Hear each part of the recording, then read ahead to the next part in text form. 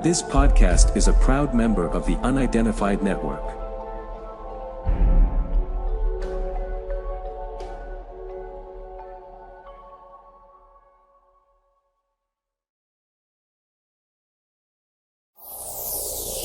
On the Track is a monthly web TV show about cryptozoology, natural history, green issues, and whatever else the team feel like making up as they go along. Enjoy! So, what's on today's show, Mr. John? Well, Hennis, in this week's episode we have the third part of Richard Freeman's Bottom 10, the cryptids least likely to exist. And I think sparks are going to continue to fly.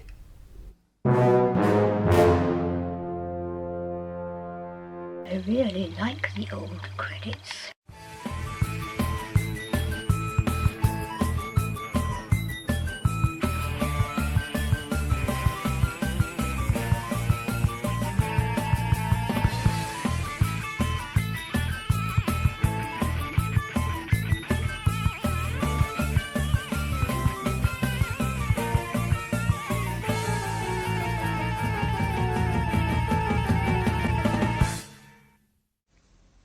Ladies and gentlemen, I have the great honour to present the Orient's favourite popular songstrel with her tribute to the Desperate Bicycles.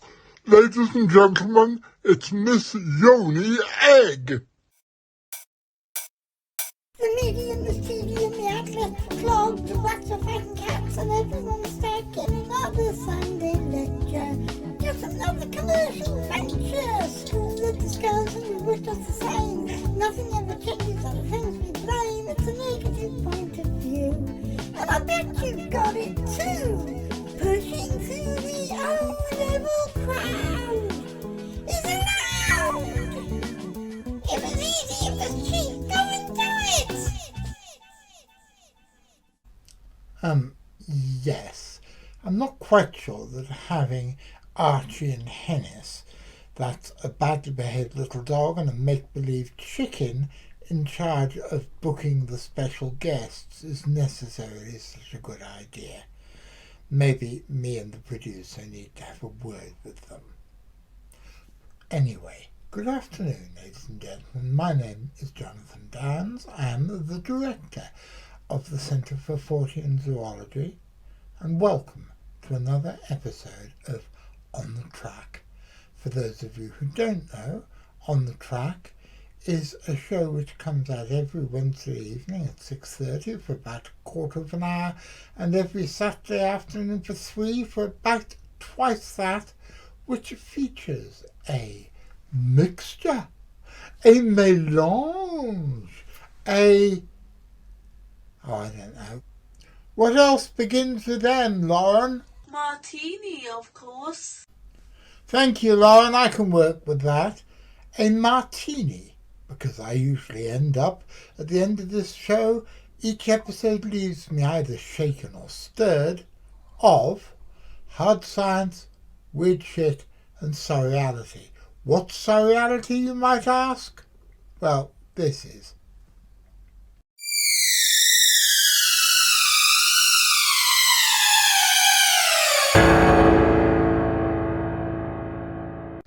Now, before we go any further, I do want to apologise. We are very aware that in the last few episodes, and probably in this episode, there are glitches, and there are bits when the sound goes out of sync with the pictures. We are doing our best to fix this. Let me tell you what happened. I updated the software that we use for recording at the same time as Windows 10 did an update. And ever since then, either it is the software that we're using to record or the software we're using to edit isn't working properly. Louis and I are doing our best to fix it. Louis and I are doing our best to fix it, but we've made the decision that any show is better than no show at all, and so we've decided to carry on rather than go on indefinite hiatus while we try to resolve the problem. Greetings, Cryptid Podcast Pickers. Fluff here with Richard Freeman's, no relation, Top 10 Least Likely to Exist Supposed Cryptozoological Animals. Here we go. Diving in at number 4, the Ningen.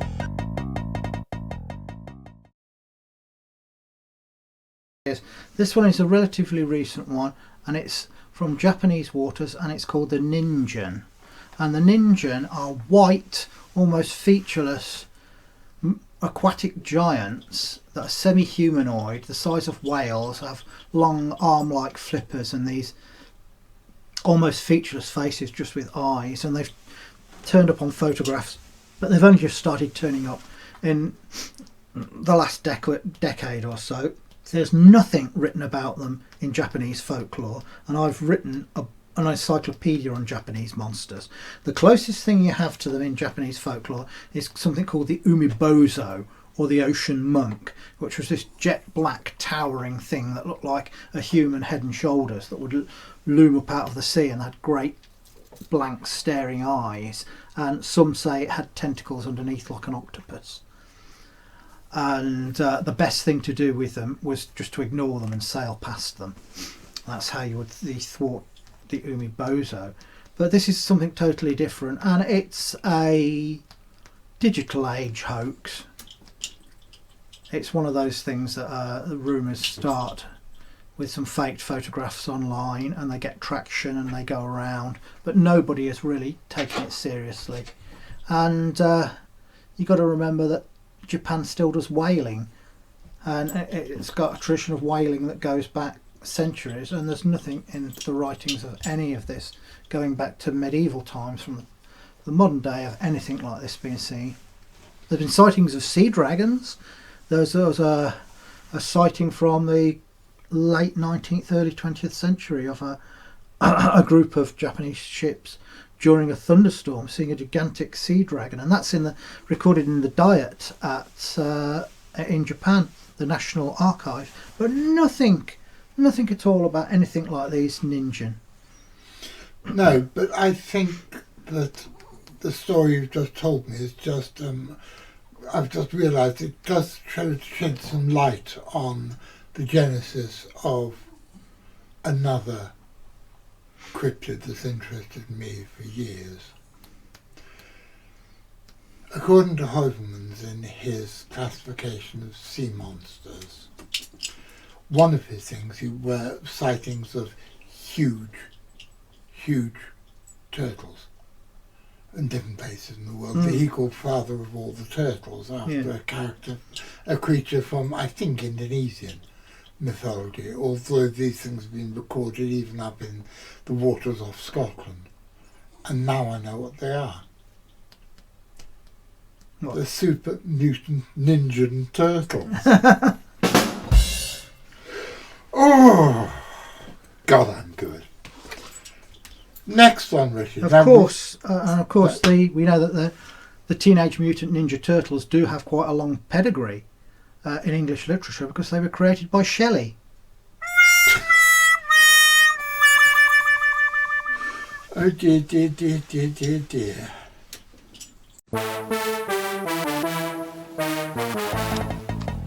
Greetings, Cryptid Podcast Pickers. Fluff here with Rich Freeman's, no relation, Top 10 Least Likely to Exist Supposed Cryptozoological Animals. Here we go. Crawling through the cornfields at number 3, it's North American ground sloth. Right. North American giant ground sloths. Now in South America there is a tradition of surviving ground sloths in places like the Amazon. Not the huge ones like Megatherium and Amolotherium, but the more sort of brown bear size ones, the medium size ones, the what were they called? The mylodontid sloths, and they're supposed to have these. There's supposed to be a creature called Mapingauri, which has great claws on it, and it's invulnerable to arrows except on the belly, and it's covered in shaggy hair and it has a foul smell. And mylodontid ground sloths had unique skin with scoots of bone stuck in them as armour, and the only place they weren't armoured was on the belly. So there's a guy called David Oren, an ornithologist who's been on the track of ground sloths in South America. Now, ground sloths, they wouldn't make it onto my top 10, I don't think.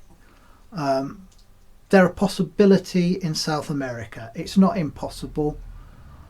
And if I got the chance to go look for them in the Amazon, I'd jump at it.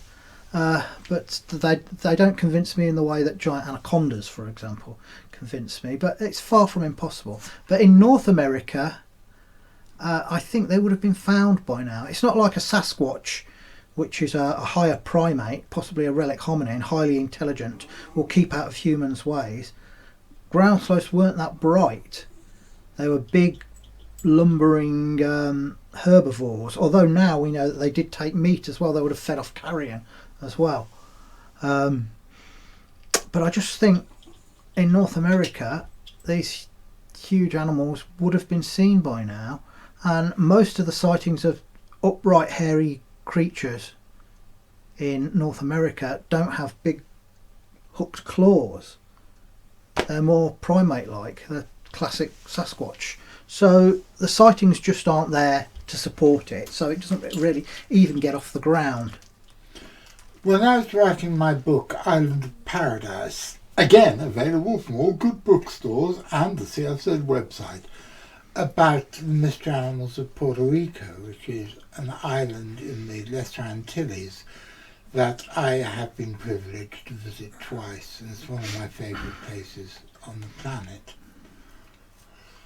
I picked up stories of there being ground sloths still in Puerto Rico. There are actually 2 species of ground sloth that may have survived well into the last 1,000 years in Puerto Rico, and it's generally agreed that they were wiped out by the Taino Indians only 100 years or so before the Spanish arrived. And I was wondering if they could be a explanation for some of the larger chupacabra, and again that's as I've written and said widely, the word chupacabra has become synonymous with bogeyman in the same way as bunyip is now a bogeyman in Australia. I remember bunyip started off in Australia being a specific long-necked water monster. Well, when I was back as a nurse in the late 1980s, the television was on the ward with one of those god-awful Australian soap operas, and they were referring to a bunyip as being an alien. And I did put some feelers out, and it turns out that bunyip, especially amongst younger people, except you've got to remember those younger people are now Richard's age, but it was become sort of catch-all phrase for everything weird, and that's what's happened across Hispanic America with the word chupacabra, which is why you have so many people talking about the blue dogs of the southern states of America as being chupacabra when they're obviously nothing of the sort.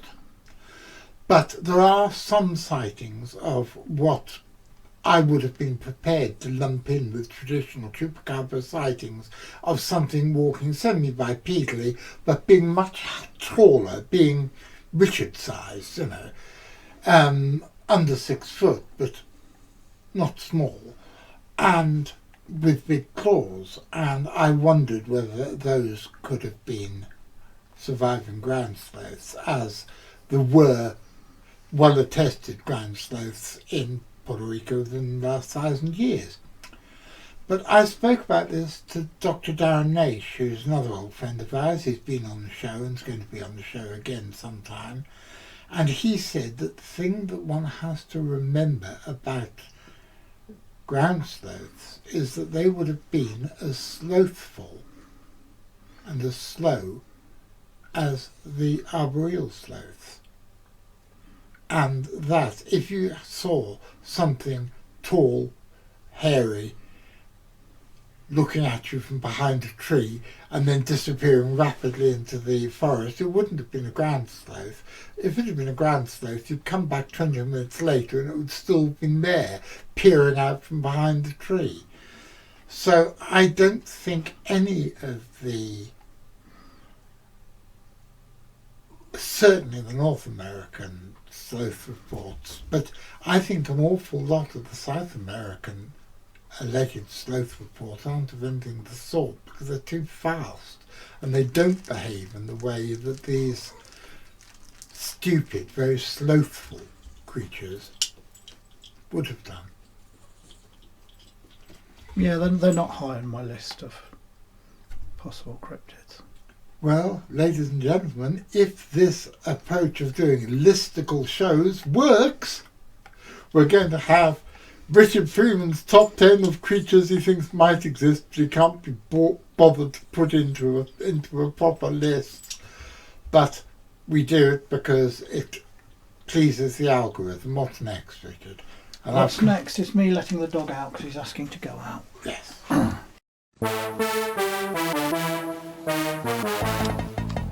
Greetings, Cryptid Podcast Pickers. Fluff here with Rich Freeman's, no relation, top 10 least likely to exist supposed cryptozoological animals. Here we go. For lumping in at the number 2 spot, it's a riding woolly mammoth snake. Okay, so number 2, what have we got now, Richie Poos? Surviving woolly mammoths. Oh dear. In Siberia. Now, the biggest forest in the world isn't the Congo or the Amazon, it's the Russian taiga, which stretches right the way across Russia, and it's absolutely enormous.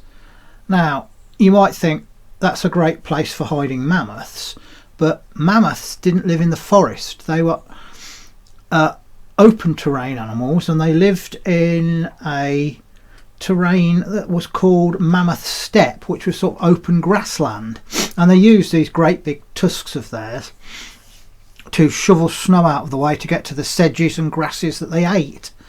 The mastodon, the related mastodon, was a forest animal, but the mammoth wasn't. And when you look at the reports of mammoths, they are so few and far between, there are a tiny amount of them, that they don't really amount to anything. Weren't mastodons a North American one rather than an Asian one? No, you get mastodons in Asia as well. Oh, I didn't realise that. One thing that's always intrigued me, slightly away from the subject of mammoths before we go back to it, you know, in Overmans is on the track, there is a map of Siberia showing where all the mammoth sightings are. Yeah. It shows one woolly rhinoceros sighting. I've never, ever been able to track that down and find why, how, or where he'd managed to believe there was a woolly mammoth in... A woolly rhinoceros. A woolly rhinoceros in present-day Russia. No, I've never seen that either. You've seen it on the map, though, Yes, yeah. I have. But there's so few of them that you can't really make anything out of them. You need a decent data set to even start looking at these things properly. Now, mammoths were around until relatively recently, about 6,000 years ago on Wrangel Island, off the north coast of Siberia. And with the way that technology is developing, it should be possible within our lifetimes to genetically recreate mammoths, because their DNA, unlike the DNA of dinosaurs, non-avian dinosaurs, is relatively recent, and DNA has got a sort of half-life of something 80,000 years or something like that. So a lot of these are a lot younger than that. Woolly rhino too, so we may see them back again at some point, but I don't think there are any roaming around today. Apart from human entertainment, What would be the point of reintroducing mammoths? Well, there's a good argument to be made that we wiped them out, and the woolly rhino, so it's behoving to us to bring them back. And as we discussed in another episode, that they are environmental engineers. Big animals like that plough up the ground and make it more fertile. So a lot of the places in Russia would be in the Siberian Far East would be much more fertile if mammoths were there ploughing it up with their tusks and leaving their dung there. Now that makes a lot of sense. Again, sidestepping, you said that the last ones were on a place called Wrangel Island. Yeah. Is it just me, or were they dwarves? Yes, they were island dwarfs. Why is it that on islands populations tend to be either small or larger? Small animals get big, big animals get small. Because when a big animal comes to an island, a population of them, there's less resources because it's a finite environment. So it favours them using less and getting a smaller body. When small animals get to an island, and there's not much competition and maybe no predators, they tend to get bigger, like the giant rabbits you got on some of the Mediterranean islands. I think it was with Crete that had these giant rabbits. Bigger than capybaras, and they also had these weird goats because there were no predators. These goats evolved short legs because they didn't need to run fast, forward facing binocular vision, so they looked like a man wearing a goat costume because they didn't have the eyes on the side of the head to look out for predators. And I believe their metabolism was much slower than ordinary goats as well, because they were on this Mediterranean island that had no predators on it. Oh, that so tempts me. Doesn't it tempt you, Richard? What? But look at these animals that look like a man, or rather two men, in a goat costume. Oh yes. About the show we wanted to make. For CBBC. Yes, with Ant and Dec, about two nasty men who went out dressed as a goat in order to eat children's entrails. Da da da. Spunky the arse goat, Spunky is his name. He likes to eat children's entrails. He's got moist haunches and a slippery udder, and his hooves are cloven. Yes, it was about these two perverts who would dress up as a goat, lure children into the woods, then gore them to death and eat their entrails in a ritualistic manner. For some reason, the CBBC wasn't interested in it. Their loss. And we talked to Ant and Dec's people, but they said that they needed a little bit more money than we could offer. So sadly, it never happened. Oh, boys and girls, I am Magical Goat of the Forest, and if you follow me into the woods, I will grant you 3 wishes. And I think we shall leave it there. Cast a veil over that and get back to mammoths. A few years ago, well, within the last 10 years, there was a famous piece of video that did the rounds that apparently showed a mammoth crossing a river, didn't it? Yes. It was a bear. Yes, it was a bear. And what did they do, to make the bear look like a mammoth? They shot it with a big salmon in its gob. And the salmon was wriggling around and looked like a trunk. Yes. I think we could probably even make a song up like that, couldn't we, kiddies? But not today. So I really liked that footage, except I didn't believe it from the beginning. But it's a there was another one nicely done, isn't it? There was another piece of footage that said that some prisoner in a gulag, when they were on a trek from one area to another in Siberia, had filmed it. Like anybody in a gulag would have a camera, and it was just a bit cribbed from Walking with Beasts. And they'd turn the colour down on it. Nobody on the gulag would have a mobile phone with a camera on it, and now I'm afraid I would love there to be surviving mammoths and woolly rhinos, and like Richard said, maybe there will be again. Do you think, Richard, that if humans wiped a species out, it's down to us to recreate it? Yes, absolutely. Even though it wasn't us modern humans to do it, it was somebody who did it thousands of years ago. Yes it is. And I think as genetics evolves, and it will evolve in the way that computer science evolved, it will come on in leaps and bounds in the coming decades. I think it's also behoving to us to create terrifying unnatural monsters and unleash them on unsuspecting populations of people. And then Anton Deck will make the film with us. Yes. So what have we got at number 1, Rich?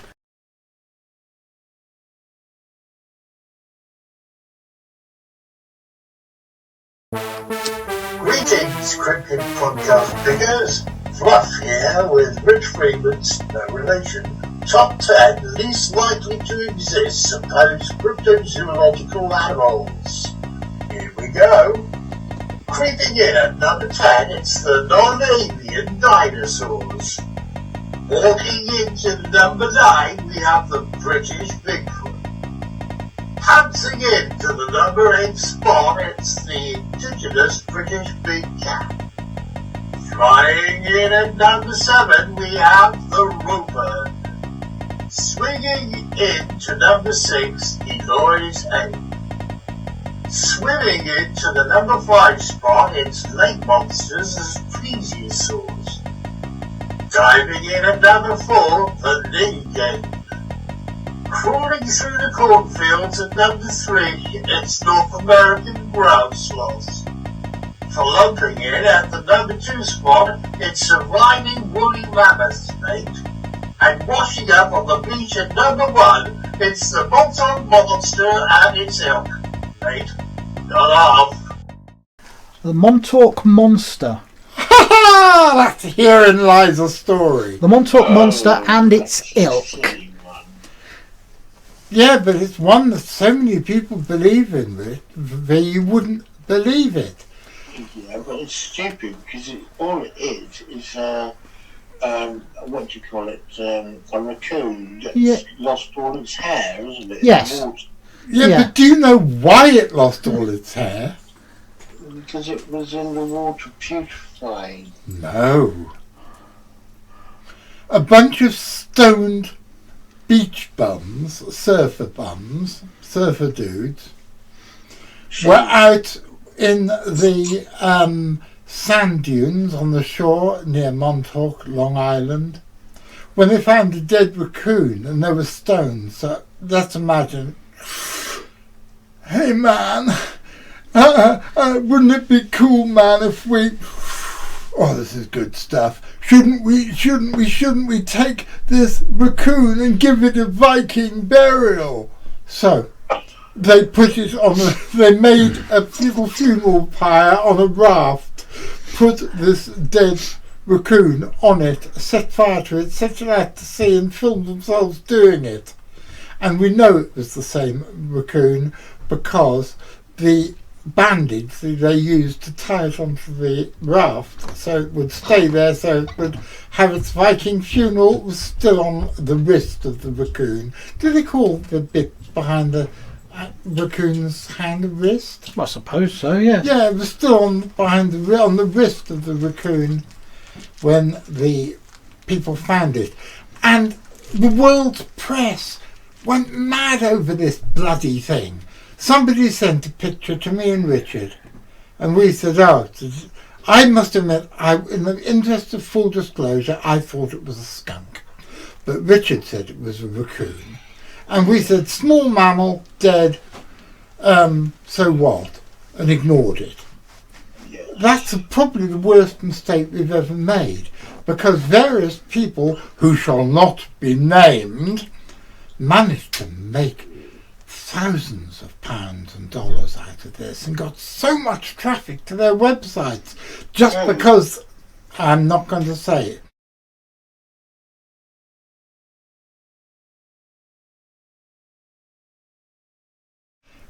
But people who should have known better made a fucking fortune out of this.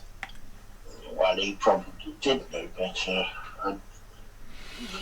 But it's not the only case like that. There was a dead sloth, a decomposing sloth found in South America, and because it was decomposing, all its fur had fallen off and it had pallid white skin underneath, and people were thinking it was some sort of monster and liking it to Gollum from The Hobbit.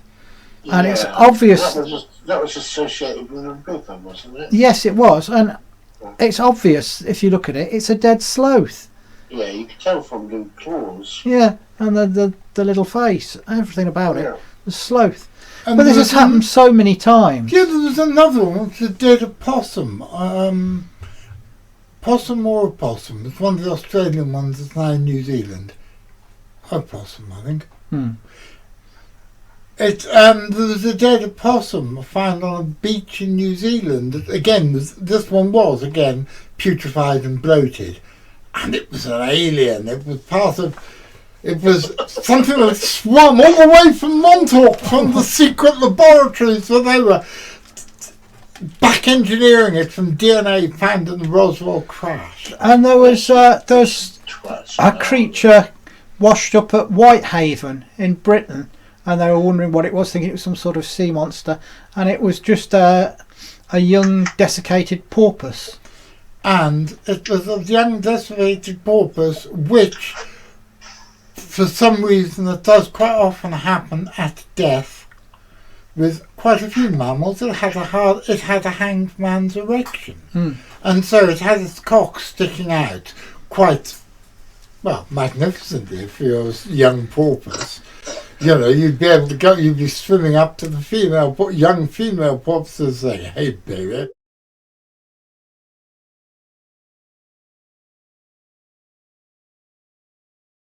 Anyway, yes, so number 10, decomposing corpses of obviously known animals seized upon by the media and people who should know better. And when it comes down to it, Richard, there are people within the scientific community who are friends of ours and people we've known for ages who say things like cryptozoology is nonsense, and you, and to a certain extent me, get uppity about it. But the sort of cryptozoology they put in the tabloid newspapers is nonsense. And when your only knowledge of what cryptozoology really is the crap that they print in the Daily Star, then cryptozoology is, I'm afraid, nonsense. If you want to support us and help us make more content like these, please press like, subscribe, follow our Facebook page and check out our Patreon. And as the ghost of Joe Strummer, who's an ever more regular visitor to my little studio, says, don't forget to ring the notification bell, otherwise you'll miss the new episodes. And that would be an awful pity, wouldn't it? They might be thinking about visiting the South. Well, there's things you need to know. The South might seem quaint, but remember, in the South, they drink shandy. They keep cats. They vote Tory. They go to focus groups. They go to wine bars. They're as soft as shite. So if you visit the South, Remember, think once, think twice, think soft as shite. That was a public information film. Well, ladies and gentlemen, here we are at the end of the show.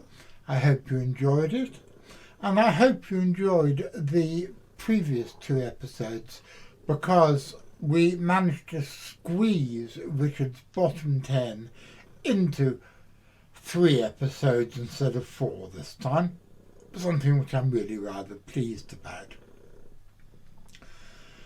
Peanuts enjoyed editing it with me as well, and I hope you've enjoyed watching it.